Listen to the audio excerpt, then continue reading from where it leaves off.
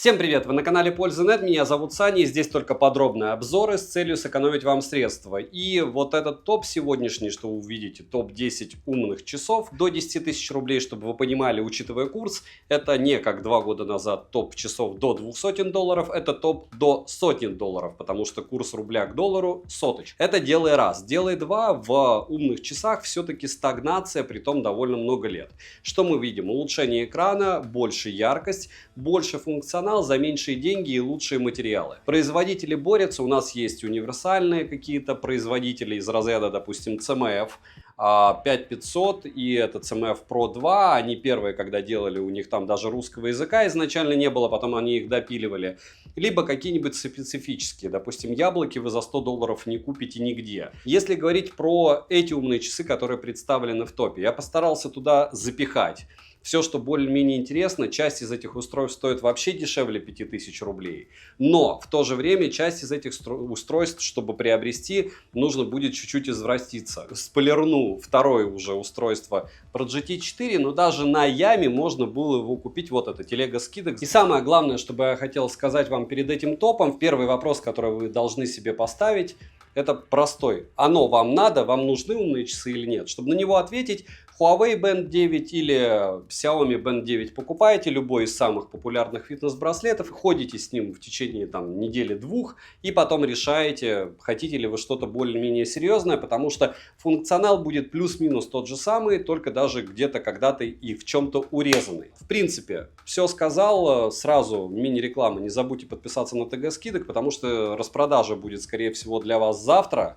На Алихе Poco F6 будет по 26, Xiaomi 14T по 30900 и Poco M6 Pro для примера просто 11800. Я надеюсь, вас как-то уже заинтересовал. Вот часы и наушники будут с меньшим дропом, потому что они и так довольно выгодно торгуются по мне. Ну, увидим, может быть, кто-то прям решит чуть ли не 50% стоимости скинуть, будет весело. Смотрим. 7 обзоров в неделю выгружаю, ежемесячно разыгрываю по одному смартфону Poco X6 Pro. Для участия в розыгрыше необходимо подписаться на этот YouTube канал с колоколом, оставить любой осмысленный комментарий больше 5 слов, подписаться на телеграм-канал скидок, в котором как раз будут супер приятные цены во всех распродажах на Али 11.11, который будет послезавтра, хотя цены они пока еще подлецы не анонсировали. И в комментарии указать свое имя в телеге, и вы автоматически в конкурсе. Все розыгрыши в конце каждого месяца на стриме. Перейдем же к топу. Начнем. На 10-м месте, очень странно, но Black Shark Watch X. Напоминаю, что Black Shark выпускали довольно крутые смартфоны от Xiaomi, потом они загнулись, и сейчас выпускают только наушники, довольно сомнительные. И, в принципе, не самые мрачные часы, что я встречал, поэтому до десятки их можно рассматривать, если у вас, допустим, остался Black Shark'овский смартфон. Во всяком случае, это будет интересно. Приобрести эти смарт-часы можно только в единственной расцветке корпуса. Модель крупная и хорошо смотрится, в основном, разумеется, на мужской руке. Поставляется данная модель с двумя ремешками, кратким руководством пользователя, зарядным устройством, с пинами, а также с запасной защитной пленкой. Напоминаю, что пины это всегда плохо, но в бюджетных часах обычно только так. Плюс на экране смарт-часов в стоке уже наклеена пленка. Смарт-часы увесистые, но не тяжелые, корпус выполнен из металла и пластика, качество материалов неплохое. Только сборка слегка подкачала из-за плохо реализованных кнопок, которые имеют заметный люфт из-за мест, куда будет постоянно забиваться грязь. Black Shark Watch X имеют стандарт защиты IPX7 и IP6X, как и все смарт-часы из этого топа. И не только. Я тестировал их на водонепроницаемость, на данный момент ни одна из моделей не вышла из строя, что радует. Кожаный ремешок лично мне не особо понравился, так как он хоть и не топорный, но при носке дискомфорт все же доставляет. Ширина ремешка 22 мм, к самим смарт-часам необходимо привыкать. Во время сна мне их хотелось снять. Но не все так плохо, просто они действительно не имеют столь хорошую эргономику, как некоторые конкуренты. Опять же, все относительно. Далее на корпусе расположили контакты для зарядки, датчики для мониторинга показателей здоровья, динамик, микрофон, 2 механические кнопки, слот под одну нано-сим-карту и камеру на 2 мегапикселя. Камера не тормозит, и качество изображения, как для смарт-часов, отличное. Плюс камеру можно использовать и для сканирования кодов, оплаты и других прелестей. Верхняя кнопка коронка отвечает за переход в меню и возврат, зажатием можно открыть всплывающее окно для регулировки громкости, прокручивание реализовано по системе трещотки. Перемещаться по интерфейсу, прокручивая кнопку коронку, удобно. Но, разумеется, это дешевый вариант. вариант. Нижняя кнопка отвечает за включение-выключение экрана, переход к недавно открытым приложениям. Исходя из этого, делаем вывод, что многозадачность полноценная. Зажатием же можно перейти во вкладку «Выключение и перезагрузки устройства». Управление неплохое, но сменить команды на кнопке возможности нет. Летим дальше. Оснащены смарт-часы изогнутым HD-экраном на 1,9 дюйма с частотой обновления экрана до 60 Гц. К плюсам можно отнести минимальные рамки, а к минусам то, что установлен не AMOLED. Яркость, по моим замерам, максимум 410 люксов, что маловато для использования на солнце. Скроллинг плавный, изображение тускловатое. И разрешение экрана низкое, но в целом смотрится экран хорошо. Да и в использовании он удобный. Автоматической регулировки яркости на борту нет. Время до отключения экрана настраивается максимум до 5 минут, что удобно. В настройках можно изменить разрешение, включить режим защиты зрения, уменьшить поля интерфейсов определенных приложений. Плюс есть функция для выключения экрана накрытием ладонью, включение экрана при повороте запястья, но вот включения тапом нету. Далее, операционная система — это Android, подогнанный под смарт-часы. Watch X — полноценное устройство, которое работает без приложения на смартфоне. В меню из интересного есть телефон, уведомления, камера, альбом с фотографиями, хранилище фото и видео, музыкальный плеер, и на смарт-часы можно без проблем загружать музыку. Далее есть диктофон, календарь, калькулятор, будильник, который заводится прямо со смарт-часов, секундомер, таймер, проводник, фонарик и предустановленные приложения. Встроенный магазин приложений, магазин с циферблатами и чат GPT, после открытия которого смарт-часы переходят в Play Market для скачивания любого подобного приложения.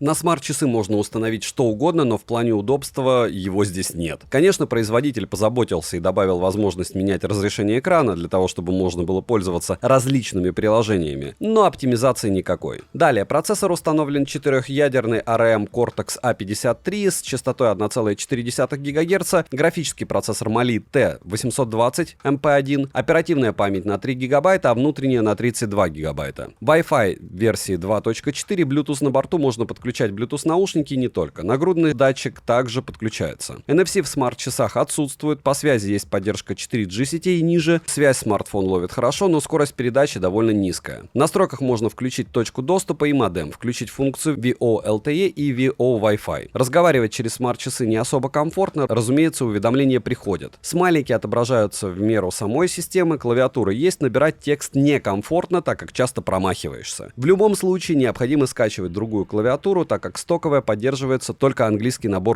текста. Можно также совершать видеозвонки, отправлять голосовые сообщения, общаться через разные мессенджеры и не только. Вибромотор, к слову, топорный, но довольно мощный, а динамик громкий, но с простеньким качеством звука. Что касается навигации, Watch X оснащены GPS с поддержкой GPS, BDS, GLONASS и Galileo QZSS. В настройках можно выбрать режим работы GPS, работает навигация хорошо. Далее, Black Shark Watch X могут использовать пульс, SPO2, плюс есть дыхательные тренировки, но на этом все. Спортивных режимов в стоке также немного, еще и в данном функционале можно обнаружить надписи на китайском. Делаем вывод, что перевод неполноценный, плюс местами некорректный. Система сырая и не думаю, что будет допилена. Шаги, к слову, считают часы некорректно, погрешность есть и заметная. Емкость аккумулятора 900 мАч, полный цикл зарядки занимает 2 часа. По моим тестам с моим сценарием использования они прожили у меня 2 суток, что неплохо, но все зависит от сценария использования. Минусы: неоптимизированная система, нет NFC. Во время использования корпус смарт-часов нагревается, что доставляет легкий дискомфорт. Резюмирую, Black Shark Watch X гибкий по функционалу, но оптимизации мало. Для тех, кому не особо важно иметь качественный экран и приятный интерфейс, а главное иметь на руке компактные устройства с функциями смартфона, пусть даже слабенького, то рассматривать их к покупке однозначно можно, особенно учитывая ценник. Поигрались и забыли. На 9-м месте Halo Watch S8. Сколько они клепают часов? Много. Насколько они хороши?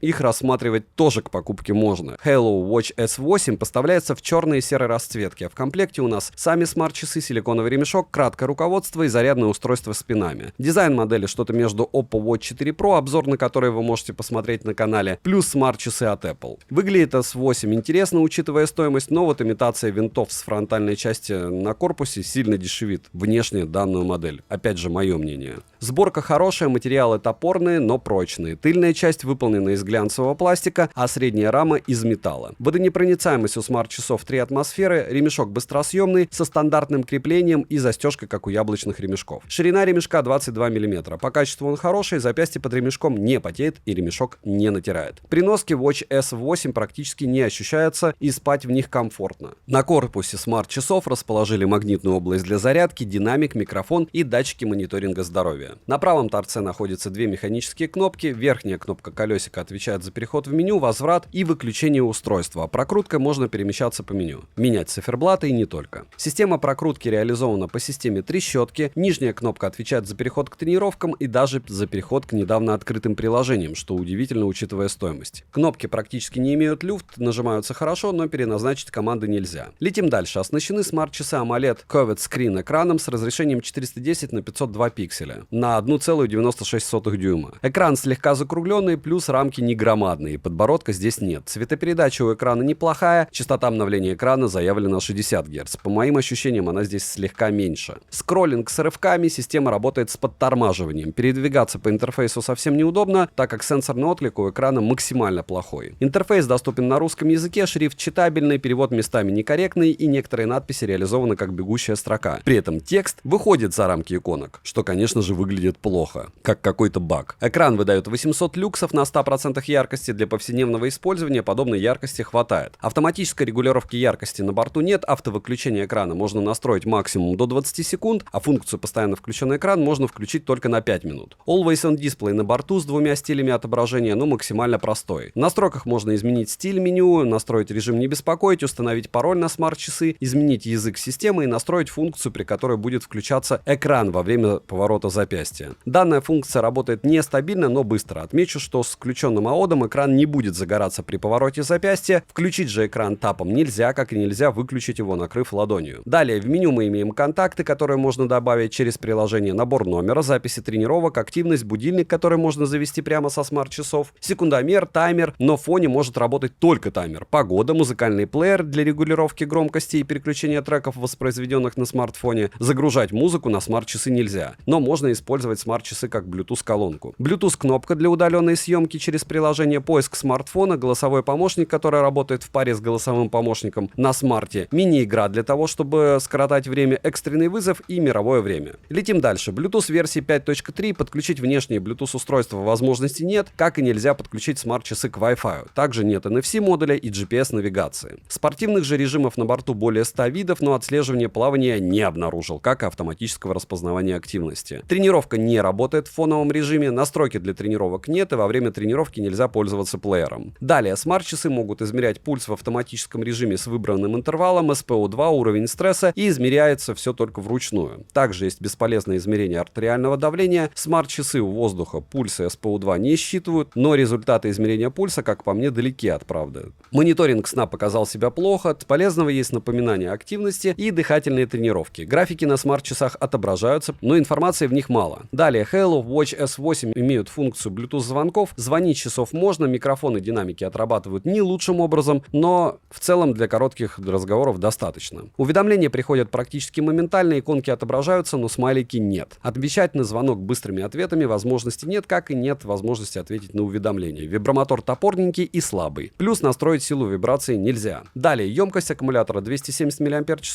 полный цикл зарядки занимает 1 час 40 минут, время автономной работы в стандартном сценарии использования с периодичными Bluetooth-вызовами, по моим тестам, 6 суток, что хороший результат, учитывая функционал и стоимость устройства. Далее, Halo Watch S8 работают в паре с приложением Halo Watch, за что минус, так как я хотел бы, чтобы они подключались к приложению Halo Fun. Плюс приложение Halo Watch работает некорректно, и на некоторых Android-смартфонах при подключении смарт-часов к приложению оно попросту вылетает. Приложение переведено на русский язык, но не полноценно. На главном экране в приложении мы имеем 4 вкладки. На первой вкладке отображается весь мониторинг вашего здоровья, вторая вкладка предназначена для тренировок, третья вкладка — это подключенное устройство, и последняя вкладка — профиль. На главной странице с часами мы видим заряд, но не в процентах, магазин с циферблатами, в котором есть даже динамические циферблаты, и установить любую фотографию на заставку можно. Помимо перечисленного также есть возможность настроить уведомления, настроить мониторинг здоровья, воспользоваться стандартными настройками смарт-часов и обновить прошивку. Минусы: слабый вибромотор, нет допиленных вспомогательных функций в ПО, некорректный мониторинг здоровья, приложение сырое, экран хоть и выглядит хорошо, но сенсорный отклик плохой, 60 Гц не ощущается. ощущаются. Резюмирую, Halo Watch S8 имеют хороший дизайн, но в остальном это обыкновенные смарт-часы с функционалом, учитывая стоимость, здесь все реализовано неплохо. Но в этой ценовой категории есть значительно лучшие устройства, так что смотрим топ до конца. Xiaomi Mi Band 8 Pro. Да, данная модель является не совсем смарт-часами, это фитнес-браслет с большим экраном, но по большому счету она мало чем отличается от большинства смарт-часов, которые здесь в топе. По функционалу, качеству исполнения и остальным моментам наличие его в топе считаю оправданным. Опять же, он так низко как раз потому, что некоторыми он позиционируется как браслет, некоторыми как часы. В комплекте мы имеем сам фитнес-браслет, руководство, ремешок, магнитное зарядное устройство с двумя пинами. К слову, Mi Band 9 Pro уже вышел, но он пока только китайской версии, вроде бы. Еще не обозревал. Вес 38,6 грамма, а габариты 33 на 16 на 11,5 мм. Приобрести Xiaomi Smart Band 8 Pro можно в черной и серебристой расцветке. Внешне глобальная версия от китайской не отличается. Лично мне, как по дизайну, что у обыкновенной восьмерки, что у Pro версии, действительно отлично все, как для смарт-браслетов. Корпус выполнен из пластика с глянцевым довольно марким покрытием, но отпечатки пальцев на корпусе практически незаметны. Водонепроницаемость у модели класса 5 атмосфер, ремешок выполнен из TPU, тактильно он приятный, дискомфорта не доставляет. Охват запястья от 135 до 205 мм. Застежка удобная и надежная, браслет с запястья не слетает даже при занятии спортом. Крепление ремешка обновленные, куда удобнее, чем в прошлой модели. При носке же Smart Band 8 Pro не ощущаются, спать в них комфортно, ремешок не натирает, запястье под ремешком не потеет. На корпусе же расположили надпись Xiaomi, 2 контакта для зарядки и датчики мониторинга здоровья. В принципе, на этом все. Здесь у нас установлен AMOLED-дисплей на 1,74 дюйма с разрешением 480 на 336 пикселей, частотой обновления экрана до 60 Гц. Система работает по мне отлично, никаких сильных подвисаний или фризов я не наблюдал, интерфейс, разумеется, доступен на русском языке, шрифт хорошо читабельный, да и перевод корректный. Плотность пикселей 336 ppi, автоматическая регулировка яркости на борту, и работает она корректно и шустро. Время до отключения экрана можно настроить максимум до 60 секунд, яркость до 880 люксов по моим замерам. При прямом попадании света на экран яркости хватает, за что плюс. Но не с включенным AOD, так как AOD не яркий. Полноценный Always On Display работает в смарт-режиме или по расписанию. Его стиль зависит от установленного циферблата, а также есть несколько предустановленных стилей AOD, которые можно слегка персонализировать. При повороте запястья с включенным AOD экран загорается, и данная функция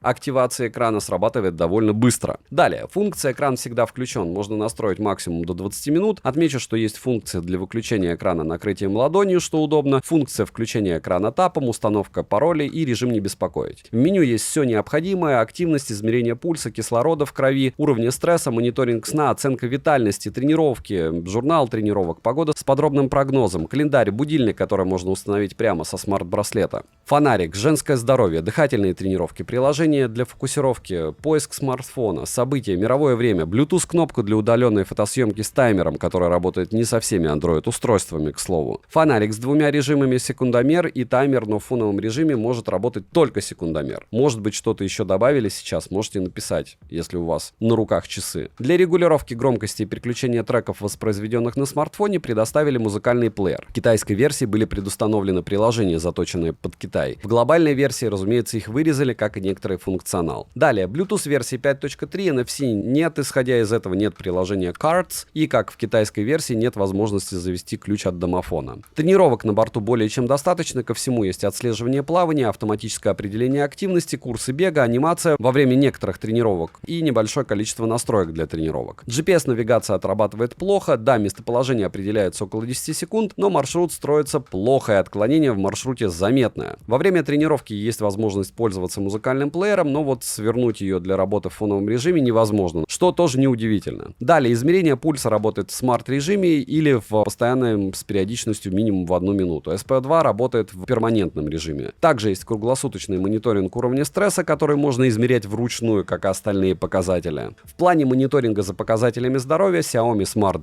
Band 8 Pro показал себя хорошо. Я бы даже сказал, если сравнивать с тем, как отрабатывает китайская версия на своей прошивке в глобальной версии, мониторинг стал заметно корректнее. Опять же, разница не между двумя версиями, а между старой и новой прошивкой. По мониторингу сна в целом все так же хорошо. Далее, входящий вызов можно только сбросить или ответить на него, воспользовавшись заготовками. Уведомления приходят моментально, отвечать на них нельзя, и быстрых ответов не завезли, к сожалению. Иконки приложения отображаются, а вот смайлики не отображаются. Вибромотор тактильно приятный, но я бы не назвал его топовым. Хорошо, что можно выбрать силу вибрации конфигурации или создать свою кастомную через приложение. Летим дальше. Емкость аккумулятора 289 мАч, полный цикл зарядки занимает 1 час 20 минут. В активном сценарии использования со всем мониторингом здоровья, но без включенного АОДа, их хватает на 7 суток. Режим энергосбережения у браслета есть. К приложению Mi Fitness Xiaomi Smart Band 8 Pro подключились без проблем и, разумеется, с регионом Россия в приложении. В приложении Mi Fitness есть 4 основные вкладки, такие как здоровье, тренировка, устройство и профиль. В настройках смарт-браслета есть магазин циферблатов, к примеру, есть динамические персонализированные циферблаты, многофункциональные, и любую фотографию на заставку установить можно. Также есть настройка мониторинга здоровья, настройка напоминаний, приложений и стандартные настройки для устройства. Обновить же прошивку в приложении можно. Минусы: нет возможности отвечать на уведомления хотя бы заготовками, не отображаются смайлики, а также к минусам отнесут цену не во время распродаж. Хотя, опять же, если порыскать на том же Авито и на многих маркетплейсах, они стабильно где-то выгодно стоят. Резюмирую. Xiaomi Smart Band 8 Pro крутой браслет-смарт-часы, но лично я бы покупал просто 8,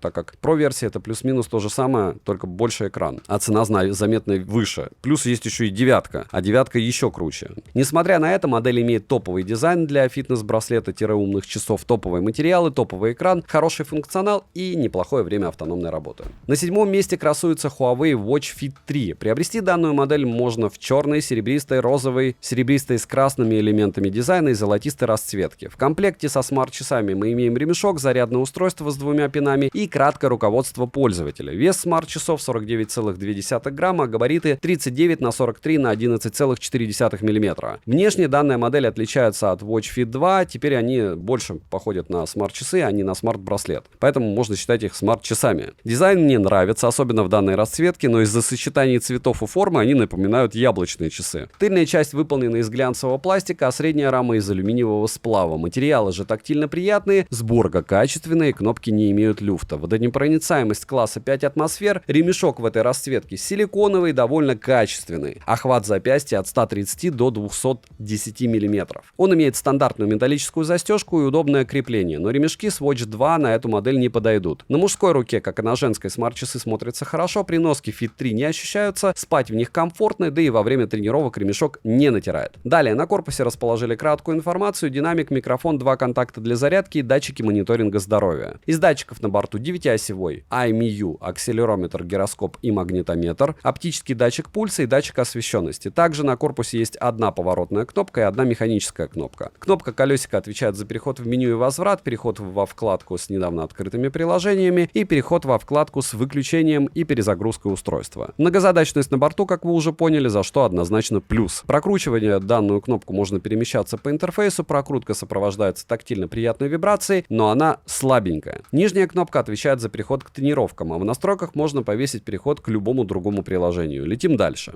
С фронтальной части находится AMOLED-дисплей на 1,82 дюйма с разрешением 480 на 408 пикселей. Плотность пикселей 347 ppi, система HarmonyOS, русский язык на борту, шрифт читабельный и не мелкий, рамки заметные, можно сказать, что они большие, но лично я к ним быстро привык. Экран прямой, минус за то, что есть пластиковая вставка по периметру экрана, как у дешевых смартфонов. В остальном картинка четкая и насыщенная. Скроллинг плавный, и перемещаться по интерфейсу удобно. Максимально заявленная яркость 1500 нит, яркость по моим замерам 700 люксов, что довольно хорошо, и в целом хватает для комфортного использования даже в солнечный день. Автоматическая регулировка яркости на борту, работает она быстро, время до отключения экрана максимум 20 секунд, также есть автоматический режим, время функции постоянно включенный экран максимум можно настроить до 20 минут, полноценный Always On Display на борту, и стиль AODA зависит от циферблата. Активация экрана при поднятии запястья срабатывает стабильно хорошо и удобно, что можно выбрать, что будет загораться, AOD или циферблат. Включить экран тапом можно, как и выключить, накрыв ладонью. Далее, меню небольшое, в нем есть фонарик, погода с подробным прогнозом, поиск смартфона, компас, секундомер и таймер, которые могут работать в фоновом режиме. Календарь с событиями, которые можно синхронизировать со смартфоном, будильник, который можно завести прямо со смарт-часов, настройки и музыкальный плеер. Через него можно регулировать громкость и переключать треки, воспроизведенные на смартфоне. Ко всему есть выделенная память в размере 1,5 гигабайт, а через приложение можно загружать музыку прямо на смарт-часы. В настройках помимо уже перечисленного есть возможность подключить Bluetooth устройства, даже спортивные Bluetooth аксессуары, к примеру, нагрудный датчик, Bluetooth чип, к слову, версии 5.2, у меня модель без NFC, но считаю, что версия с NFC не актуальна для тех, кто проживает в России, ее никак не применить. Далее можно изменить стиль меню, установить пин-код, включить функцию для активации экрана в случае, когда приходят уведомления, функцию для отображения уведомлений положении, если смарт-часы надеты на запястье, а также настроить громкость динамика и вибрацию. Динамик звучит хорошо, ко всему довольно громко. Вибромотор, если не брать отклик для кнопки колесика, довольно мощный и приятный. Летим дальше. Huawei Watch Fit 3 поддерживает большое количество различных видов тренировок. Из полезного на борту есть отслеживание плавания, определение активности, озвучивание тренировок мужским голосом на русском языке, курсы и планы, АИ помощник, статус тренировок с нагрузкой,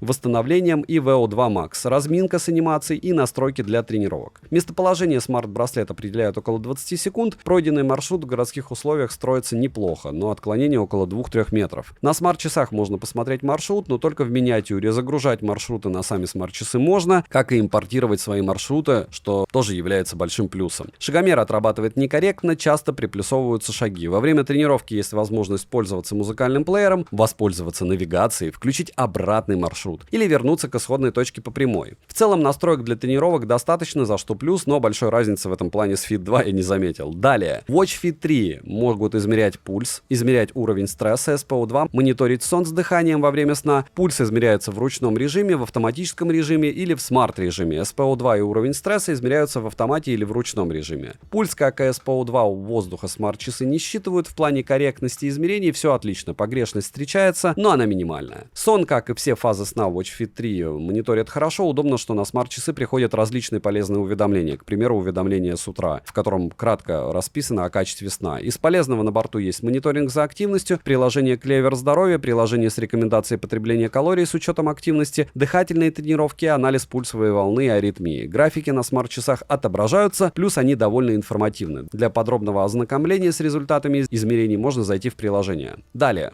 Huawei Watch 3 поддерживают технологию Bluetooth вызовов, через них можно разговаривать. Ко всему удобно, но микрофон в шумной обстановке плохо улавливает голос. Вдобавок есть быстрые ответы, которые можно настроить под себя или создать свой быстрый ответ. Через приложение можно добавить избранные контакты, уведомления приходят моментально, отвечать на них можно заготовками или смайликами. Иконки приложения отображаются как и смайлики. Далее, емкость аккумулятора 400 мАч, полный цикл зарядки занимает 1 час. В активном сценарии использования со всем мониторингом здоровья они живут у меня 6-7 суток, что довольно хороший результат. Приложение стандартное для Huawei, а именно Huawei Здоровье. В приложении есть 5 вкладок, вкладка со всеми результатами мониторинга здоровья, вкладка тренировок, вкладка с подключенными устройствами, профиль и вкладка с советами для здорового образа жизни. На главной странице с часами мы имеем заряд аккумулятора в процентах, магазин с циферблатами, любую фотографию установить возможность есть, как и воспользоваться персонализированными watchface'ами и кликабельными. Даже можно создать свой циферблат. Далее есть настройка мониторинга здоровья, вкладка, через которую можно загружать музыку, App Gallery с небольшим количеством приложений, что тоже неплохо. Можно установить игру, калькулятор, приложение для управления камерой смартфона, но только с этим приложением. Также в приложении есть настройка уведомлений, будильника, погоды и функция, при которой приходит уведомление об отключении Bluetooth. Обновить прошивку в приложении можно, и мне обновления уже прилетали.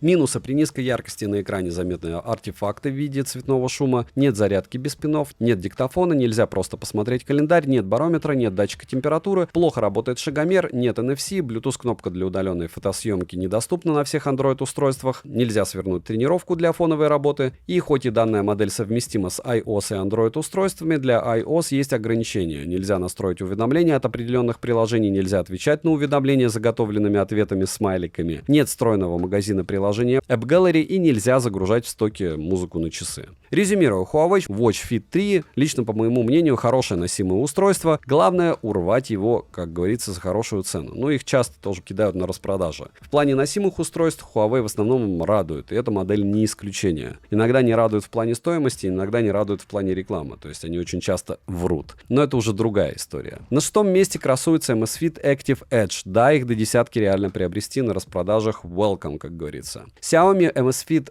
Active Edge поставляется в 3 вариантах расцветки. В комплекте с смарт-часами мы имеем ремешок, краткое руководство пользователя и зарядное устройство с 2 пинами. В целом все стандартно. Active Edge весит 54 грамма, габариты смарт-часов небольшие, дизайн смарт-часов с уклоном в спорт. Корпус смарт-часов выполнен из пластика, материалы тактильно приятные и довольно прочные. Собраны Active Edge неплохо, стоковый ремешок полупрозрачный, по качеству он хороший, ширина ремешка 22 мм, но, к сожалению, он не быстросъемный. Охват запястья от 140 до 205 мм, а застежка пластмассовая и выполнена в классическом формате. Корпус не марки, да и потертости за время моего использования на корпусе не появлялись. Смарт-часы при носке не мешаются, как и во время сна. Далее на корпусе расположили 2 контакта для зарядки и датчики мониторинга мониторинга здоровья, такие как биометрический датчик, ППГ-биотрекер, акселерометр, гироскоп и 5-системное спутниковое позиционирование. Динамика и микрофона здесь нет, но смарт-часы имеют защиту по стандарту 10 атмосфер. В сауну или баню я бы с ними не стал ходить. Летим дальше. Для управления, кроме сенсорного экрана, предоставили 4 механические кнопки. Верхняя кнопка на правом торце отвечает за переход к тренировкам, а зажатием можно выключить, перезагрузить устройство. Переназначить команду для быстрого перехода возможность есть, но только на одной кнопке. Нижняя кнопка предназначена для перехода в меню и возврат. Остальными двумя кнопками можно перемещаться по интерфейсу вниз и вверх. Летим дальше. Оснащены смарт-часы TFT дисплеем на 1,32 дюйма с разрешением 360 на 360 пикселей и плотностью пикселей в 277 ppi. Экран плоский и слегка утоплен, плюс рамка небольшая. Но опять же, за данную стоимость ни AMOLED-экран, не лучшая идея. Интерфейс доступен на русском языке, перевод в целом корректный. Скроллинг плавный и перемещаться по интерфейсу удобно, но сенсорный отклик у экрана плохой. Яркость экрана по моим замерам 495 люксов, экран не яркий, да и запаса яркости нет. Конечно, пользоваться смарт-часами в солнечный день можно, но не всегда удобно. Автояркости на борту нету. Автовыключение экрана можно настроить максимум до 30 секунд, а функцию постоянно включенный экран максимум до 20 минут. Функция поднятия запястья для активации экрана срабатывает довольно быстро. Накрытие ладонью для выключения экрана, как и функция для включения экрана тапом, на борту. И срабатывают они хорошо. Далее, в меню мы имеем погоду с подробным прогнозом, будильник, который можно завести прямо со смарт-часов, календарь, приложение с бонусными карточками, солнце и луна, женское здоровье, список дел, заводной таймер, мировое время, секундомер и таймер с возможностью работать в фоновом режиме. Далее есть музыкальный плеер для регулировки громкости и переключения треков, воспроизведенных на смартфоне. Загружать на смарт-часы музыку нельзя, но можно установить доступное приложение, которое находится в приложении ZEP во вкладке в App Store. Приложений там доступно достаточно. Есть мини-игры, развивающие приложения не только, но вот сторонние приложения установить нет возможности. В настройках на смарт-часах можно обнаружить настройку вибромотора, к слову, он топорный, но довольно мощный, а в приложении можно создать свою вибрацию. Bluetooth старой версии 5.2, напоминаю, что везде пихают 5.4, подключить внешние Bluetooth устройства, такие как наушники или Bluetooth колонку, возможности нет, но можно подключить нагрудный датчик. В моем случае Polar H10 подключается без проблем, и это прям вау. Теперь, что касается спортивного софта. Спортивных режимов на борту более 130 видов. Из интересного есть тренер ZEP, расширение для бега, к примеру, интеллектуальная коррекция траектории, режим бега по треку и не только. Плюс есть автоматическое распознавание до 25 упражнений и до 7 видов спорта, отслеживание плавания, различные настройки для тренировок, повторение сетов, шаблоны для тренировок и встроенная GPS-навигация. Местоположение смарт-часы определяют не совсем быстро, но и недолго, около 15 секунд. Карты строятся довольно точно, отклонения в маршруте есть, но незначительные. К слову, на 100 шагов часы добавляют плюсом еще 1-2 шага. Удобно, что можно управлять музыкой во время тренировки, загружать маршруты на смарт-часы, использовать функцию возврат по прямой или обратный маршрут, просматривать статус тренировок с восстановлением и VO2 Max, но вот тренировки не работают в фоновом режиме. Далее, пульсометр работает в автоматическом режиме с интервалом 1, 5, 10 и 30 минут. Измерение уровня кислорода в крови работает также в автомате, как и измерение уровня стресса. Вручную измерять все эти показатели можно, плюс есть функция измерения одним касанием. Пульс у воздуха часы не измеряют, как и у различных предметов. Результаты измерения имеют небольшую погрешность, но в целом мониторинг здоровья корректный. Сон мониторят они хорошо, как и все фазы сна. Короткий дневной сон, плюс есть мониторинг за качеством дыхания во время сна. Также можно обнаружить вычисление ПАИ, активность, дыхательные тренировки, напоминания. Плюс за то, что на смарт-часах отображаются информативные графики, есть возможность настроить мониторинг за здоровьем через сами смарт-часы. Далее, при входящем звонке со смарт-часов можно сбросить вызов или воспользоваться быстрыми ответами, которые можно добавить или персонализировать в приложении. Уведомления же приходят моментально, иконки отображаются, а вот смайлики не все. Отвечать на уведомления можно смайликами или быстрыми ответами. Далее, емкость аккумулятора 370 мАч, полный цикл зарядки занимает 1 час 38 минут, 100% заряда в обыкновенном сценарии использования с одной часовой тренировкой в день хватает 6-7 суток. Время автономной работы в целом хорошее.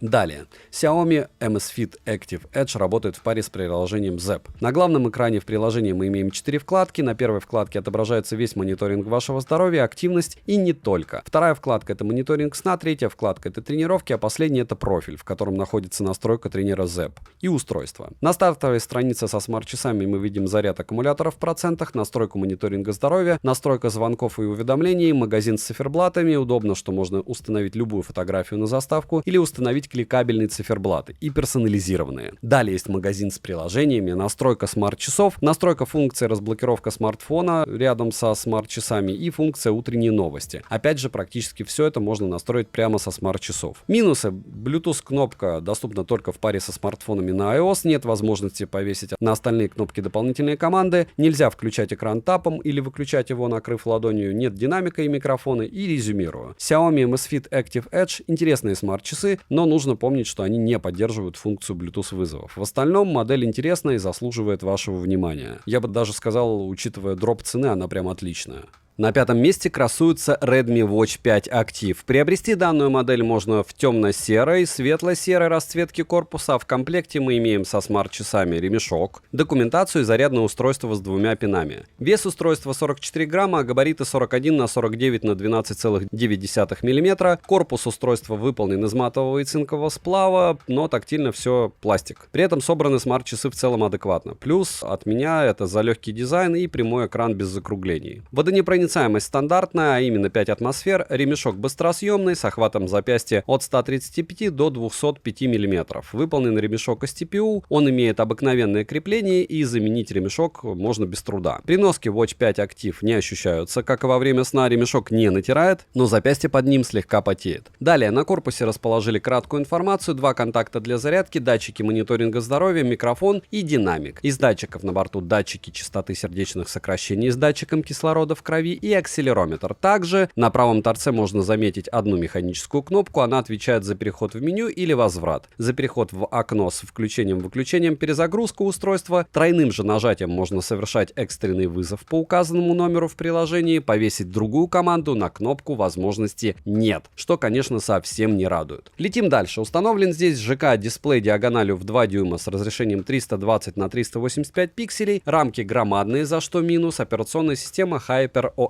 Выглядит интерфейс в целом лаконично, шрифт читабельный, перевод корректный. Сама система за время моего использования сильно не подвисала, да и в целом она работает быстро и без каких-либо проблем. Далее, по моим замерам, яркость экрана 450 люксов. Данной яркости в целом достаточно, но запаса вовсе нет. Функции автоматической регулировки яркости на борту нет. Время до отключения экрана максимум 5 минут, что удобно. При повороте запястья экран включается практически моментально. Включить экран можно тапом, как и выключить его, накрыв ладонью. В настройках также есть ночной режим не беспокоить с настройкой, 2 стиля отображения меню, настройка блокировки смарт-часов, выбор и персонализация циферблатов. Что касается самого меню, то в нем есть погода с подробной информацией, календарь, заметки, события, будильник, который можно завести прямо со смарт-часов, секундомер, таймер, но в фоне может работать только таймер. Помодоро трекер, мировое время, поиск смартфона, набор номера, контакты, которые можно добавить через приложение до 10 штук, чего, как по мне, мало. Далее в меню из полезного есть плеер для регулировки громкости и переключения треков, воспроизведенных на смартфоне, но загружать на сами смарт-часы музыку возможности нет. Также есть кнопка для удаленной съемки с таймером 3,5 секунд, работает она хорошо. Также в стоке есть голосовой ассистент Amazon Alexa, но в стоке с регионом Россия он работать не будет, может кому-то понадобится. Различных настроек для тренировок и тому подобному довольно мало, тренировок же на борту более чем 140 видов. Есть автоматическое определение активности, мониторинг активности, Pacers, AI интервальный режим, а во время тренировки есть возможность пользоваться музыкальным плеером, но тренировка не может работать в фоновом режиме. GPS-навигация данная модель не поддерживает, за что минус маршрута во время тренировок на открытой местности строится за счет GPS на смартфоне. Далее, измерение пульса может работать в смарт-режиме или автоматическом режиме с выбранным интервалом, измерение SPO2 и мониторинг уровня стресса также могут работать в автоматическом режиме. Но, разумеется, все эти показатели можно измерять и вручную. Результаты измерений в состоянии покоя довольно корректные, но вот уже во время какой-либо активности есть проблема. Пульс у воздуха, как и кислород в крови, смарт-часы не считывают, что уже хорошо. Удобно, что настроить работу мониторинга за здоровьем можно даже со смарт-часов, а не только в приложении на смартфоне. Графики на смарт-часах отображаются и довольно информативные. Сон мониторит часы отлично, как и все фазы сна, с отходом ко сну и пробуждением. Из полезного на борту также есть напоминание о активности, дыхательные тренировки и витальность с учетом активности на протяжении 7 дней. Летим дальше. Bluetooth версии 5.3, подключить смарт-часы на нагрудный датчик, как и беспроводные наушники нельзя, что неудивительно, как и то, что смарт-часы не поддерживают Wi-Fi, eSIM и NFC, но при этом оснащены они функцией Bluetooth вызовов. Разговаривать через смарт-часы удобно, отвечать на звонки быстрыми уведомлениями можно, ко всему можно создать заготовки для ответов, уведомления приходят моментально, отвечать на них нельзя, иконки отображаются, а вот смайлики нет. Силу вибрации настроить можно, вибромотор топорный, но довольно мощный. Микрофон отрабатывает неплохо, но ничего сверхъестественного. Также отмечу, что динамик динамик не громкий. Далее, емкость аккумулятора 470 мАч, полный цикл зарядки занимает 1 час 35 минут, время автономной работы в обыкновенном сценарии использования на 100% яркости составляет 10 дней по моим тестам. Далее, подключаются Redmi Watch 5 Active в приложении Mi Fitness с регионом Россия. В приложении есть 4 вкладки: здоровье, тренировка, устройство и профиль. На стартовой странице со смарт-часами мы имеем заряд в процентах, что удобно, галерею с циферблатами, есть персонализированные циферблаты, кликабельные циферблаты, а также можно установить любую фотографию на заставку. Далее есть настройка функций для мониторинга за показателями здоровья, основные системные настройки устройства и обновление прошивки. Мне обновление уже прилетало, но изменений в работе устройства я не обнаружил. Минусы: не отображаются смайлики, нет возможности отвечать на уведомления, нет калькулятора, нет компаса, нет GPS, нет выделенной внутренней памяти для музыки, топорные вибро, огромные рамки у экрана, нет AMOLED экрана и плохой микрофон и тихий динамик. Резюмирую, Redmi Watch 5 Active очень простые смарт-часы с минимальным функционалом, но считаю, что своего покупателя эта модель точно найдет. Вот если бы производитель доработал экран и сделал ему минимальные симметричные рамки, то Watch 5 Active можно было бы смело советовать как стильный аксессуар. Но поэтому и стоимость очень завлекательная. На 4-м месте Honor Watch 4, притом глобальной версии. На обзоре у меня была как глобальная, так и китайская версия. Китайская версия имеет поддержку eSIM, NFC и Wi-Fi, а в модели для глобального рынка такие функции, как eSIM, NFC и Wi-Fi, производитель вырезал. Но, несмотря на это, они спокойно занимают это место, потому что ценник приятный, учитывая качество материалов, ПО и все остальное. В продаже имеется темно-серая и золотая расцветки. В комплекте мы имеем сами смарт-часы с ремешком, краткое руководство и магнитное зарядное устройство с 2 пинами. Весят смарт-часы 47,9 грамма, габариты составляют 39,5 на 45,4 мм и на 13,5 мм. Ремешок быстросъемный на 21 мм, дизайн смарт-часов на любителя. Да, они выглядят привлекательно аккуратно, но лично мне не нравится слишком закругленный корпус, при том, что смарт-часы с прямоугольным форм-фактором. Средняя часть корпуса выполнена из алюминиевого сплава, тыльная часть из глянцевого пластика. Сборка в целом хорошая, как и материалы. Водонепроницаемость стандартно 5 атмосфер, но вот с креплением ремешка они намудрили, так как отстегнуть ремешок труда не составляет. А вот пристегнуть его обратно к смарт-часам без танцев нет возможности. Ремешок же выполнен из силикона, охват запястья от 150 до 200 мм, застежка классическая, выполнена из матового пластика. Качество ремешка хорошее, он не натирает и запястье под ремешком не потеет. При носке смарт-часы практически не ощущаются, и во время сна лично мне они дискомфорта не доставляли. Далее, на корпусе расположили область для зарядки, датчики мониторинга здоровья, микрофон, динамик и одну механическую кнопку. Отвечает она за переход в меню и возврат, а зажатием можно перейти во вкладку с перезагрузкой и выключением устройства. Переназначить команды на кнопке возможности нет, за что минус. Летим дальше. С фронтальной части Honor Watch 4 находится AMOLED экран на 1,75 дюйма с разрешением 450 на 390 пикселей и плотность пикселей 340 ppi, за что плюс. Максимальная частота обновления экрана 60 Гц, и они заметны. Скроллинг плавный, перемещаться по интерфейсу удобно, безеля нет, экран плоский с слегка закругленными краями. Интерфейс доступен на русском языке, экран выдает в среднем 860 люксов, в солнечный день яркости достаточно, автояркость на борту и работает она хорошо. Спящий режим максимум 20 секунд, а также есть авторежим. Функция, при которой экран не гаснет, можно настроить ее до 20 минут, Always On Display на борту, он работает по расписанию, стиль AODA же зависит от циферблата. И в стоке на самих часах есть 10 предустановленных стилей AODA. Накрытие ладонью для выключения экрана на борту, как и одиночное нажатие на экран для пробуждения. При поднятии запястья экран загорается моментально, но с включенным AODA при повороте запястья загорается сам AOD, а не выбранный циферблат. Для блокировки смарт-часов можно завести пароль. Также есть режим «Не беспокоить», настройка панели быстрого доступа и карточек, а для меню предоставили 3 стиля отображения. В меню есть активность, погода с подробным прогнозом, будильник, который заводится прямо со смарт-часов, секундомер и таймер с возможностью работать в фоновом режиме. Компас, фонарик, поиск устройства и музыкальный плеер для регулировки и переключения треков, воспроизведенных на смартфоне. Плюс можно загрузить свою музыку на смарт-часы, так как есть выделенная внутренняя память в размере 4 гигабайт. Разумеется, доступно меньше, около 2 гигабайт. Но вот установить сторонние приложения у вас не получится. Летим дальше. Операционная система magicOS 7. Новое обновление можно просматривать прямо со смарт-часов. Версия Bluetooth 5.2, напоминаю, новенькая, это 5.4. В настройках подключать Bluetooth устройство можно, к примеру, наушники. Но вот нагрудный датчик у меня не получилось подключить Polar H10. Хотя там разные протоколы, может быть какой-то нагрудник и получится подрубить. Тренировок на борту достаточно, есть отслеживание плавания, курсы для бега, шаблоны для тренировок, статус тренировок, записи, настройки для тренировок. К примеру, для бега есть режим сплит, режим быстрого сжигания жира, бег с АИ, автоматическое определение тренировок и не только. GPS-навигация также имеется, определение местоположения максимально шустрое, около 3 секунд. Но что странно, только в помещении. На улице же местоположение они определяют максимально долго, дольше 30 секунд. Загружать маршрутные часы нельзя, а вот во время тренировки можно воспользоваться функцией обратный маршрут. Возврат по прямой, посмотреть восход и закат солнца и даже свернуть тренировку для фоновой работы, что, разумеется, очень удобно. С учетом этому можно сказать, что мультизадачность есть, но не полноценная, так как нет вкладки с недавно открытыми приложениями. Карты строятся неплохо, но погрешность все же присутствует. Шагомер имеет отклонение в 3 шага на 100 шагов. Далее Honor Watch 4 могут измерять пульс, SPO2, уровень стресса, мониторить сон, а для удобства есть напоминания и дыхательные тренировки. Кроме того, пульс, SPO2 и уровень стресса можно измерять вручную. И, разумеется, автоматический режим. Но для измерения пульса предоставили еще смарт-режим для экономии заряда аккумулятора. У воздуха смарт-часы показатели не считывают. На руке результаты верны даже во время активности. Сон мониторит данная модель в целом корректно, но дневной сон они не считывают. Из интересного есть функция для измерения фитнес-возраста. Измерение происходит с учетом ваших тренировок. Далее, что касается звонков и уведомлений. Honor Watch 4 поддерживает функцию Bluetooth вызовов. Со смарт-часов можно звонить, динамик громкий, микрофон отрабатывает хорошо, сильно повышать голос не приходится. Уведомления приходят моментально, иконки отображаются, а вот смайлики нет. Отвечать на уведомления нет возможности, вибромотор же здесь дешевый, но настроить силу вибрации можно. Летим дальше. Емкость аккумулятора 451 мАч, полный цикл зарядки смарт-часов от родного зарядного устройства занимает около 1 часа. Время автономной работы в обыкновенном сценарии использования, по моим тестам, не больше 5 суток, что довольно хороший результат. Но, разумеется, АОТ должен быть выключен, так как с ним они могут прожить не более 3 суток. Далее, данная модель может работать как с iOS, так и с Android устройствами. Приложение Honor Здоровье. В приложении есть 4 вкладки. Основные — это вкладка со всеми результатами мониторинга здоровья, вкладка тренировок и вкладка с подключенными устройствами. На главной странице с часами мы имеем заряд аккумулятора в процентах, магазин с циферблатами, но сказать, что хороших там много, я не могу. Удобно только то, что есть кликабельные циферблаты, а также есть возможность установить любое изображение на заставку. Далее в приложении есть настройка мониторинга здоровья, вкладка, через которую можно загружать музыку, настройка уведомлений, поиск устройства, будильник, погода, включение функции для оповещения. При отключении Bluetooth обновить прошивку в приложении можно. Далее минусы. Некачественный вибромотор. По мне, нельзя подключить нагрудный датчик. В глобальной версии вырезан функционал. Плохое крепление ремешка. Нет возможности, что будет загораться при повороте запястья, AOLT или циферблат. Долго определяется местоположение на открытой местности. И нет возможности отвечать на уведомления. Не отображаются смайлики. Нередко встречаются фризы в интерфейсе. Нельзя переназначить команды на кнопки. Да и в целом минусов достаточно. Но они все не особо крупные. Для кого-то они покажутся не столь значительными. Резюмирую. Honor Watch 4 интересные смарт-часы. У них есть ряд плюсов, но не буду тянуть. Перейдем же к тройке лидеров. На третьем месте красуются умные часы Xiaomi Watch S4. Да, на Watch S4 Active у меня уже был обзор на канале, и в глобалке Watch 4 вроде бы скоро, может быть, появится, но ценник у них будет точно не до десятки. А это дело до десятки можно приобрести довольно просто. Поставляются S3 в черной и серой расцветке, а в комплекте мы имеем сами смарт-часы с ремешком, краткое руководство и зарядное устройство с 2 пинами. Весят S3 69 граммов. Габариты следующие: 47 на 47 на 14,2 мм. Ширина ремешка 22 мм. Я обозревал как китайскую, так и глобальную версию данной модели. Внешне они идентичны. Основная фишка осталась, а именно сменный безель. При смене безеля автоматически меняется циферблат. Корпус S3 выполнен из алюминиевого сплава, с безелем из нержавеющей стали, а с фронтальной части экран покрыт стеклом Corning Gorilla Glass. Ко всему, смарт-часы имеют водонепроницаемость стандарта 5 атмосфер. Ремешок быстросъемный, выполнен из втор-каучука со стандартным креплением и классической застежкой из металла. Охват запястья от 140 до 210 мм. При носке S3 дискомфорта не доставляют, как и во время сна. Ремешок во время активности не натирает, но запястье слегка потеет под ним. Далее на корпусе расположили краткую информацию, магнитную область для зарядки с пинами, микрофон, динамик и датчики мониторинга здоровья. Из датчиков на борту датчик сердечного ритма, включая и SPO2, акселерометр, гироскоп, геомагнитный датчик, датчик давления воздуха, датчик внешней освещенности и датчик холла. Далее с правого торца расположили 2 механические кнопки. Верхняя отвечает за переход к меню, возврат, а также за вызов голосового ассистента Алексу. Нижняя кнопка в стоке отвечает за переход к тренировкам, а зажатием можно перейти во вкладку выключения перезагрузки или сброс устройства. Повесить переход к другим приложениям возможность есть, но только на нижней кнопке. В приложении можно назначить экстренный номер, и 3 нажатиями на нижнюю кнопку совершается вызов по этому номеру. Также с добавленным экстренным номером можно включить функцию обнаружения падения. Летим дальше. С фронтальной части у нас находится слегка утопленный AMOLED-дисплей на 1,43 дюйма с разрешением 466 на 466 пикселей, частотой обновления экрана до 60 Гц и плотностью пикселей 326 ppi. Артефакты никуда не пропали, изображение на дисплее дисплее, как по мне, вовсе не хорошие. Рамки у экрана минимальные, цветопередача насыщенная, четкости достаточно, скроллинг плавный. Система работает без сильных тормозов, перемещаться по интерфейсу удобно. Интерфейс же доступен на русском языке, что неудивительно для глобальной версии. В китайской же версии русского языка не было на момент, во всяком случае, обзора. Операционная система закрытая, HyperOS. Далее, яркость по моим замерам 780 люксов. При прямом попадании света на экран яркости достаточно. Яркость регулируется ползунком. Автоматическая регулировка яркости на борту, и работает она хорошо. Время до отключения экрана максимум 5 минут. Always on Display также присутствует. Работает он по расписанию или в смарт-режиме. Стиль аудио зависит от циферблата, но также есть 5 предустановленных стилей, которые можно слегка персонализировать. Активация экрана при поднятии запястья срабатывает стабильно, хорошо и довольно быстро. Накрытие ладонью для выключения экрана на борту, как и двойной тап для пробуждения. На смарт-часы можно установить пароль, настроить жесты для удобного использования смарт-часов. Также есть режим «Не беспокоить» и спящий режим. Все стандартно. В меню можно обнаружить тренировки, которых более чем достаточно, автоматическое определение активности также на борту, также есть отслеживание плавания, интервальные тренировки, настройки для тренировок, шаблоны для бега и статистика после тренировок. GPS-навигация отрабатывает плохо, но в данный момент судить сложно. Загружать маршруты на смарт-часы нельзя, во время тренировки есть возможность пользоваться музыкальным плеером, но свернуть тренировку без ее остановки возможности нет. Далее в меню есть погода с подробным прогнозом, календарь, события, контакты, которые можно добавить через приложение, недавние вызовы, набор номера, диктофон, что удобно, Bluetooth-кнопка для съемки даже в стоковом приложении камера на смартфоне, будильник, который можно завести прямо со смарт-часов, мировое время, компас, поиск смартфона, таймеры, но в фоновом режиме работает только таймер. Для регулировки громкости и переключения треков, воспроизведенных на смартфоне, в меню есть музыкальный плеер. Загружать музыку на смарт-часы возможность есть, что удобно. Внутренней памяти на борту 2 гигабайта. Bluetooth используется в версии 5.2. Напоминаю, что новенький у нас сейчас 5.4. Подключить нагрудный датчик нельзя, но можно подключить Bluetooth наушники к смарт-часам и Bluetooth колонку. Открыть вкладку с добавлением транспортных карт в приложении не выходит. Напоминаю, что в китайской версии есть модуль NFC, но не для оплаты банковскими картами. Что касается мониторинга здоровья, пульс работает в смарт-режиме и в автоматическом режиме с выбранным интервалом SPO2, и уровень стресса измеряется в автоматическом режиме в состоянии покоя. Разумеется, все эти показатели можно измерять вручную. Функция мониторинга сна и фаз сна может также отслеживать дыхание во время сна. Сон мониторит смарт-часы хорошо, отход ко сну и пробуждение, измерение пульса показывает приближенные к реальности показатели. Что можно сказать и про SPO2, но фиксируется правильно. Во время тренировки есть проблемы с измерением пульса и SPO2, как и в китайской версии. Помимо перечисленного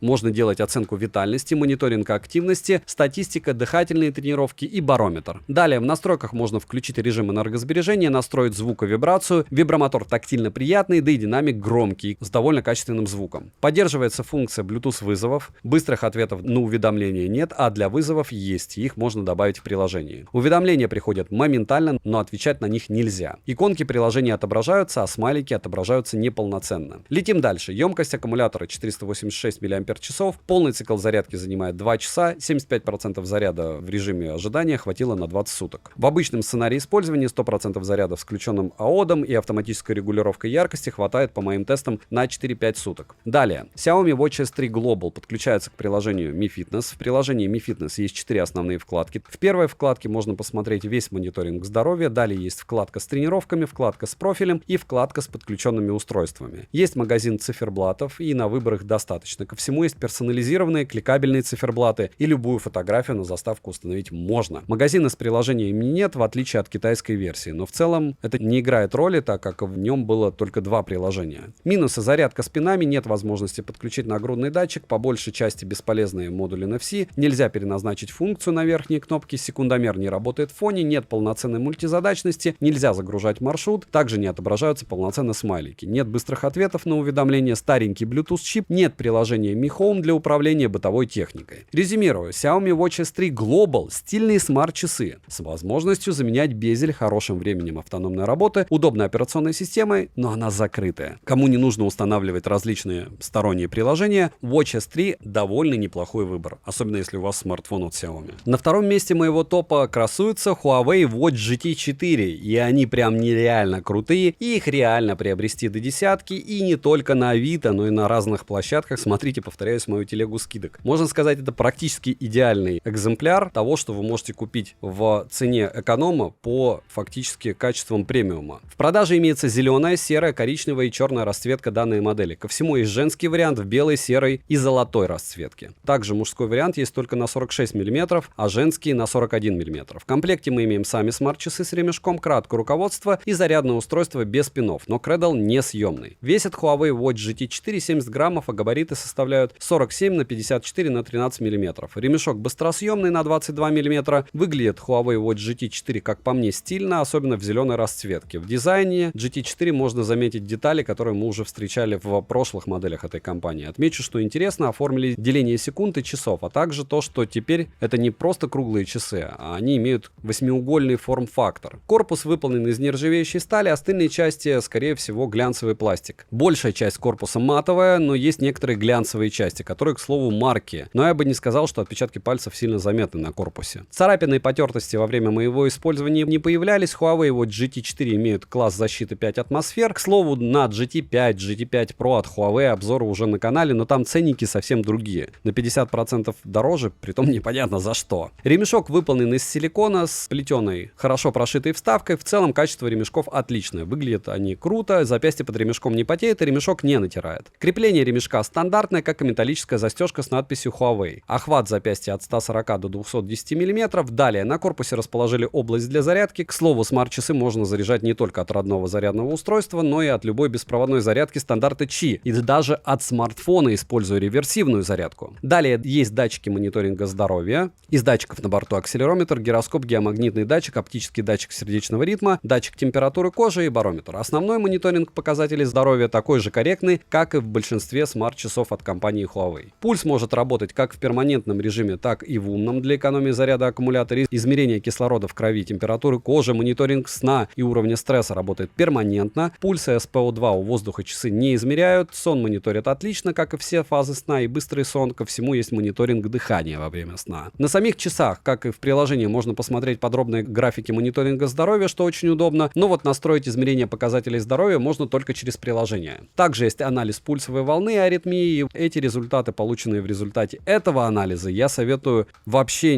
не обращать внимания. По поводу измерения температуры кожи, я думаю, много рассказывать не стоит. Но напомню, что измеряется не температура тела, а температура кожи. Помимо уже перечисленного есть напоминание о активности, дыхательные тренировки, healthy living для развития здоровых привычек, измерение атмосферного давления и измерение высоты. Приложение для дефицита калорий в организме, которое работает в паре с приложением активность. К слову, очень удобная система для поддержания своего веса или сброса веса. Далее на борту также есть довольно громкий динамик с качественным звучанием, микрофон и две механические кнопки. Верхняя кнопка колесика предназначена для включения экрана, для перехода в меню. Зажатием можно перейти во вкладку с перезагрузкой и выключением устройства. И плюс за то, что двойным нажатием на эту кнопку можно перейти к недавно открытым приложениям. Значит, многозадачность на борту. Ко всему реализована она хорошо. Кнопка колесика имеет функцию прокрутки. Перемещаться по интерфейсу, используя данную функцию, удобно, и прокрутка сопровождается приятной вибрацией. Нижняя же кнопка в стоке отвечает за переход к тренировкам. Переназначить команду на нижнюю кнопку можно, а на верхнюю нет. Летим дальше. С фронтальной части у нас находится AMOLED-дисплей на 1,43 дюйма с разрешением 466 на 466 пикселей. Плотность пикселей 326 ppi, что уже стандартно для смарт-часов от Huawei. Экран не утоплен, рамки небольшие, как и сам безель. Олеофобное покрытие отличное. Интерфейс доступен на русском языке с полноценным переводом и хорошим шрифтом. Скроллинг плавный, интерфейс работает довольно шустро. Подлагивание в системе за время моего использования лично я не встречал. Автояркость на борту, работает она корректно. Яркости при прямом попадании света на экран достаточно, но хотелось бы иметь запас яркости. Спящий режим максимум 20 секунд или авторежим. Постоянно включенный экран можно настроить до 20 минут, а также есть Always On Display, стиль AODA зависит же от циферблата. В стоке на самих смарт-часах есть кастомные циферблаты, а в магазине с циферблатами их там более чем достаточно. К примеру, есть динамические, пользовательские, кликабельные, любое фото поставить на заставку можно. Отмечу, что у каждого циферблата есть уровень энергопотребления, что тоже полезно. При поднятии запястья экран загорается моментально, также можно выставить, что именно будет загораться AOT или главный экран с циферблатом. Удобно также, что теперь можно включить или выключить статус задач, к примеру, при работе таймера в фоновом режиме на главном экране с циферблатом в верхней части экрана будет отображаться иконка таймера, на которую можно нажать и перейти к таймеру. Фонарик поддерживает несколько цветов, а также можно включить режим мерцания. Плюс есть два стиля отображения меню: накрытие ладонью для выключения экрана на борту, как и одиночное нажатие на экран для пробуждения. В настройках можно найти персонализацию карточек, включение пин-кода, настройка уведомления, обновление прошивки, настройка вибрации, настройка громкости звукового сигнала и озвучивание тренировки, включение режима «Не беспокойте». Не только в меню, кроме уже перечисленного, есть погода с подробностями подробным прогнозом, Petal Maps, компас, музыкальный плеер для регулировки громкости и переключения треков, воспроизведенных на смартфоне, а также можно загрузить музыку на сами смарт-часы и слушать музыку прямо через них или через подключенные к ним Bluetooth аудиоустройства. Поиск телефона, будильник, который можно настроить прямо на смарт-часах, календарь, индекс бега, записи тренировок, активность, секундомер и таймер с возможностью работать в фоновом режиме. Телефонная книга и последние вызовы, контакты можно добавить через приложение. В приложении на смартфоне есть App Gallery. Приложений в нем не особо много, но есть калькулятор, мини-игры, радио, навигаторы, приложения для удаленной фотосъемки. Операционная система Harmony OS версии 4.0, версия Bluetooth 5.2. В настройках можно подключить Bluetooth устройство, к примеру, наушники, даже нагрудный датчик, датчик скорости каденса или датчик мощности. NFC-модуль на борту. Тренировок более 100 видов. Huawei Watch GT 4 умеют отслеживание плавания, автоопределять активность с поддержкой автоопределения ходьбы, бега, эллипса и гребного тренажера. В настройках тренировок есть множество полезных вспомогательных функций, вдобавок есть курсы, планы для тренировок, метроном, бег САИ, интервальные тренировки, сплит и так далее. Смарт-часы местоположение определяют до 10 секунд, иногда быстрее. Карты строят с небольшим отклонением в маршруте, но в целом погрешность в допустимой норме. Загружать маршрут на смарт-часы можно, также есть обратный маршрут и возврат по прямой. Во время тренировки можно использовать музыкальный плеер и не только. Ко всему, тренировка может работать в фоновом режиме. Далее. Поддерживается функция Bluetooth вызовов. При входящем звонке есть возможность сбрасывать вызовы, включать беззвучный режим или отвечать на них. Вдобавок есть быстрые ответы, которые можно настроить под себя или создать свои быстрые ответы. Уведомления приходят моментально, отвечать на них можно как смайликами, так и заготовками, но полноценной клавиатуры здесь нет. Иконки приложений и смайлики отображаются, за что плюс. Емкость аккумулятора не указана, но по неофициальным данным аккумулятор здесь на 524 мАч.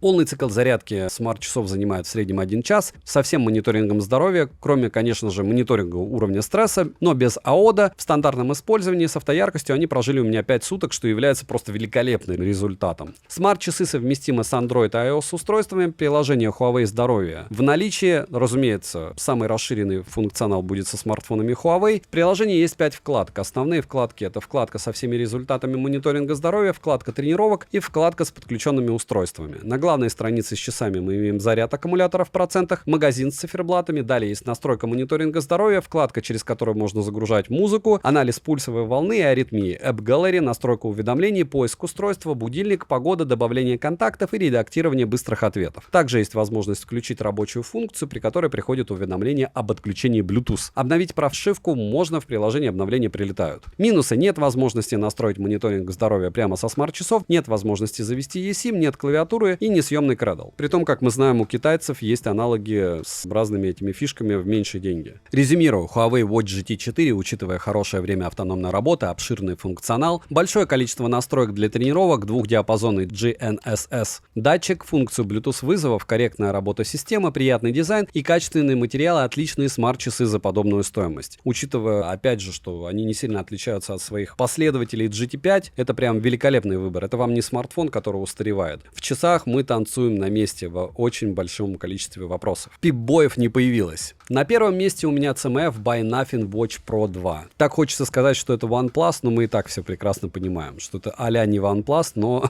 Carl Pei. Приобрести данную модель можно в серой и черной расцветке, но также можно купить версию с закругленным безелем, как у меня на обзоре, или с плоским. В комплекте мы имеем краткое руководство, сами смарт-часы, кожаный ремешок, магнитное зарядное устройство с 2 пинами, вес смарт-часов со стоковым ремешком 43 грамма, габариты 45 на 53 на 13 мм и 47,6 мм вместе с кнопкой. Ширина ремешка 22 мм. Из особенностей дизайна — это сменный безель, можно без проблем менять безели, но на данный момент я нашел в продаже только 2 вида безеля, а также подобный функционал мы уже встречали в смарт-часах от других производителей. Корпус смарт-часов, как и безель, выполнен из алюминиевого сплава, тыльная часть модели выполнена из матового пластика, водонепроницаемость не 5 атмосфер, а по стандарту IP68. Внешне Watch Pro 2 мне понравились. Дизайн простой, но привлекательный. Ремешок пару дней кажется очень топорным, но после нескольких дней использования он становится более приятным и комфортным. Крепление ремешка стандартное, так что стоковый ремешок можно заменить на любой другой ремешок шириной 22 мм. Застежка классическая, выполнена из металла. При носке смарт-часы не ощущаются, эргономика модели хорошая, запястье под ремешком не потеет и ремешок не натирает.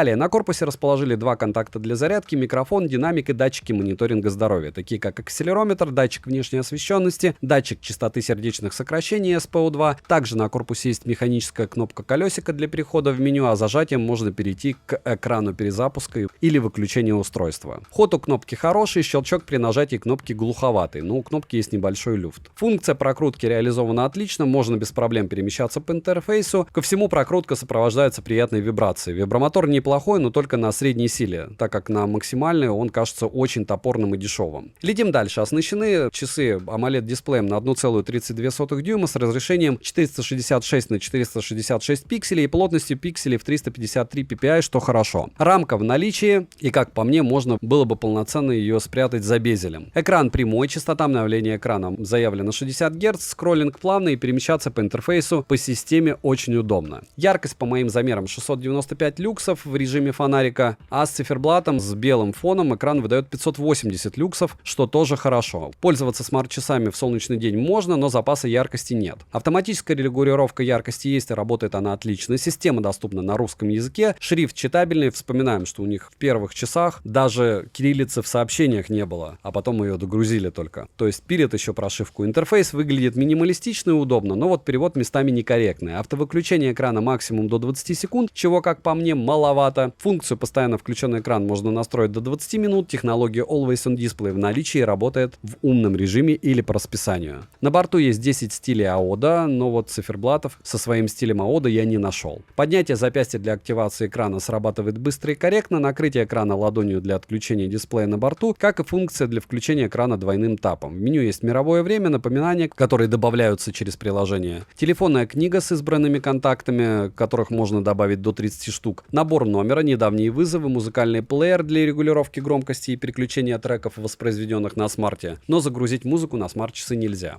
Bluetooth кнопка для удаленной фотосъемки, которая работает даже со стоковым приложением камера на смартфоне, за что плюс. Далее есть погода, дыхательные тренировки, голосовой помощник, который работает в паре с голосовым ассистентом на смартфоне. Секундомер и таймер, но в фоновом режиме работает только секундомер. Будильник можно завести прямо со смарт-часов, калькулятор, календарь, фонарик и поиск телефона. В настройках на смарт-часах, кроме вышеперечисленного, есть настройка громкости, включение-выключение жестов управления, которые можно настроить под себя. Работают они неплохо и удобно, что можно повесить на жест команду для перехода к тренировкам, к примеру. Летим дальше. Bluetooth версии 5.3 это уже неплохо, хотя последний у нас 5.4. Могли бы посвежее сюда запихать. Подключить внешние Bluetooth устройства возможности нет, как и нагрудный датчик. Wi-Fi смарт-часы не подключаются. В плане спортивных функций смарт-часы поддерживают около 120 видов режимов, функция автоматического распознавания активности, некоторые настройки для тренировок, разминка перед тренировкой. Удобно, что есть свободная тренировка, но вот отслеживания плавания нет. Также смарт-часы используют такие спутниковые системы, как GPS, GLONASS, Galileo, QZSS и Beidou. Местоположение смарт-часы определяют до 10 секунд, пройденный маршрут строится с заметным отклонением, но при этом не хуже, чем у остальных смарт-часов в этой ценовой категории с GPS-навигацией. Загружать маршруты на смарт-часы нельзя, тренировка не может работать в фоновом режиме, но во время тренировки можно пользоваться плеером. Далее измерение пульса, измерение SPO2 и уровня стресса происходит в автоматическом режиме, а также можно измерять его вручную. Сон, на мое удивление, смарт-часы изредка не считывали, за что минус. Сон, к слову, измеряется со всеми фазами сна и даже с дневным сном. Ко всему, мне не понравилось, как смарт-часы измеряют пульс и делают сводку после тренировок. Также есть возможность посмотреть тренировочную нагрузку, активность за 7 дней, женское здоровье и воспользоваться дыхательными тренировками. Настроить работу измерения показателей здоровья можно только через приложение. Далее, звонить с часов возможность есть, входящий вызов можно принять или сбросить. Микрофон показал себя отлично, как и динамик. Уведомления приходят моментально, иконки приложения отображаются, а вот смайлики неполноценно. В приложении есть уже готовые быстрые ответы на уведомления и звонки, но также можно создать свои быстрые ответы. При этом клавиатуры на смарт-часах нет. Также не отображается фото и тому подобное, что неудивительно. Далее, емкость аккумулятора 305 мАч,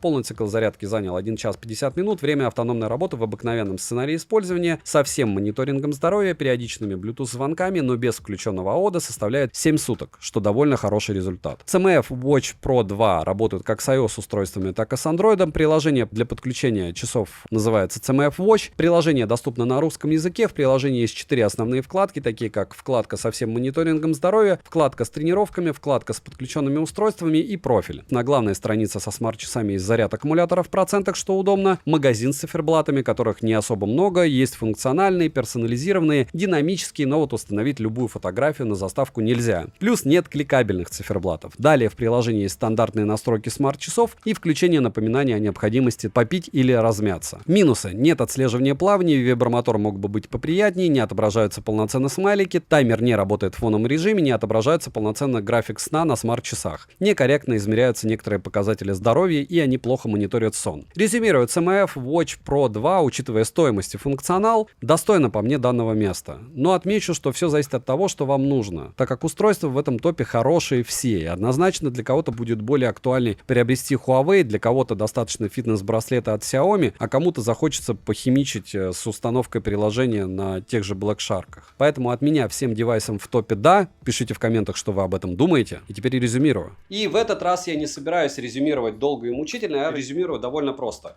У вас смартфон от Apple, вы покупаете Apple Watch.